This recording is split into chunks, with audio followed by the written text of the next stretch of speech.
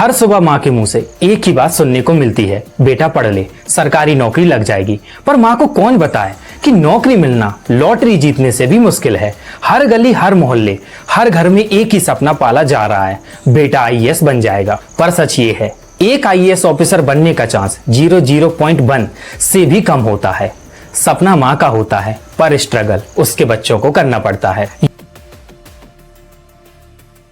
UP SSC PET 2022 के exam के लिए 37 लाख स्टूडेंट फॉर्म भरते हैं, पर वैकेंसी कितनी होती हैं? सिर्फ 10,000। रेलवे ग्रुप डी 2019 में भी 1.26 करोड़ एप्लीकेशन आए, पर सीट कितनी थी? बस 1 लाख। मतलब 100 में से सिर्फ 8 लोगों को ही नौकरी मिलेगी। और सिलेक्शन के लिए सिर्फ पढ़ना काफी नहीं है, आपको पेशेंस, पैसा और प्रेशर भी झेलना पड़ेगा। तुम 21 साल के हो और कोचिंग ज्वाइन करते हो, 5 सालों तक बस फॉर्म भरो, एग्जाम दो और रिजल्ट का वेट करो, और 30 साल का होने पर रियलाइज करते हो जॉब तो मिली ही नहीं, और अब आपकी एज भी निकल गई है। हम 18 साल के थे और अभी हम 30 साल। मैं अपने दुख और पीड़ा को किसी पर सामना नहीं कर सकता हूँ सर। बहुत संघर्ष से पढ़ा हूँ, ट्यूशन पढ़ा के मैं 2012 से ट्यूशन पढ़ा के अभी तक मैं पढ़ाई किया हूँ, और मैं कुछ भी हासिल नहीं कर पाया। एक एस्पिरेंट का कहना था, 29 साल का हो गया हूँ, 5 साल यूपीएससी में लगा दिए, अब घर वाले बोलते हैं नौकरी ढूंढ ले। पर रिज्यूम में सिर्फ एक ही लाइन लिखी है, UPSC aspirant. SSC, CGL, UPSC और स्टेट पीसीएस में सिलेक्शन प्रोसेस 1-2 साल ले लेता है, और तब तक अपर एज लिमिट भी पास होने लगती है। फिर एहसास होने लगता है न जॉब मिली और न जवानी बची। कोचिंग में टीचर बोलते हैं आईएएस बन जाएगा, लेकिन दिल्ली के ओल्ड राजेंद्र नगर में 2024 में 3 स्टूडेंट मारे गए। क्यों? क्योंकि कोचिंग के बेसमेंट में पानी भर गया था। खत्म हो गया है। इस घटना में 3 लोगों की मौत हुई। एक और दिल्ली सरकार ने इस घटना की जांच के आदेश दे दिए हैं। वहीं कोचिंग में सिविल सर्विस की तैयारी कर रहे छात्र धरना प्रदर्शन कर रहे हैं और इस घटना के जिम्मेदारों के खिलाफ कार्रवाई की मांग कर रहे हैं। इंडिया में टेस्ट प्रिपरेशन इंडस्ट्री आज 58,000 करोड़ से ज्यादा की हो चुकी है, और कई जगह तो स्टूडेंट को हॉस्टल में बिस्तर भी नहीं मिलता।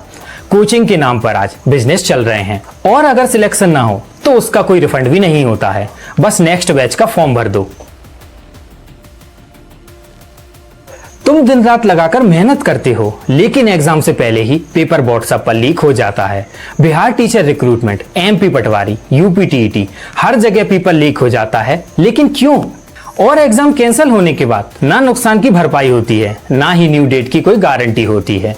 2023 में सिर्फ यूपी में ही 12 से ज्यादा पेपर लीक हुए थे। क्या हम लोगों को सिस्टम ही चूना लगा रहा है? गवर्नमेंट जॉब का मतलब आज स्टेबिलिटी, पेंशन और समाज में भारी इज्जत। अगर लग गई तो लाइफ सेट है। प्राइवेट कंपनीज में रिसेशन के टाइम फायरिंग होती है, जैसे विप्रो ने 24,000 लोगों को 2023 में निकाल दिया था, पर सरकारी एम्प्लॉय को सैलरी टाइम पे मिलती है, चाहे पैंडेमिक हो या लॉकडाउन।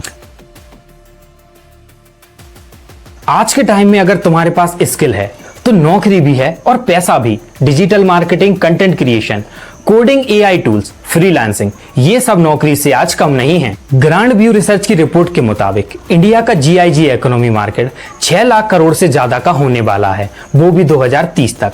मतलब तुम चाहो तो 20 साल में भी पैसा कमा सकते हो, वो भी बिना किसी एग्जाम के। यहाँ डिग्री नहीं, बस स्किल मायने रखती है। हर साल लाखों स्टूडेंट डिप्रेशन में चले जाते हैं। क्यों? क्योंकि उनका सपना था आईएएस, पर रियलिटी है 0 सिलेक्शन। एनसीआरबी डाटा के हिसाब से 2022 में 13,000 से ज्यादा स्टूडेंट ने सुसाइड किया, और मेजर रीजन था एग्जाम प्रेशर। ये कोई आंकड़े नहीं है, ये एक जनरेशन का दर्द है जो वो लोग झेल रहे हैं। सिस्टम के पास कोई मेंटल हेल्थ सपोर्ट नहीं होता है, पर कोचिंग वालों के पास ईएमआई प्लान जरूर होते हैं। ये सिर्फ एग्जाम नहीं, एक साइलेंट वॉर है। मैं सरकारी नौकरी के खिलाफ नहीं हूं, मैं उन सपनों के खिलाफ हूं जो सिस्टम हर साल तोड़ता है। तैयारी कर, लेकिन डेडलाइन के साथ। बैकअप प्लान साथ में लेके चलो, क्योंकि जिंदगी सिर्फ एक एग्जाम नहीं होती है। प्लान भी जरूरी है, वरना लाइफ प्लान ए में ही अटक जाएगी। अगर तुम भी इस रेस में हो तो वीडियो को लाइक करो, कमेंट में बताओ सरकारी नौकरी के लिए रुकोगे या स्किल का रास्ता बनाओगे। वीडियो अपने भाई को भेजो जो कोचिंग में स्ट्रगल कर रहा है, और अपनी फैमिली को दिखाओ जो कहती हैं बेटा आईएएस बन जाएगा। शायद उन्हें भी समझ आए कि सफलता सिर्फ एक नौकरी से नहीं आती। आपका क्या प्लान है? कमेंट में जरूर बताएं।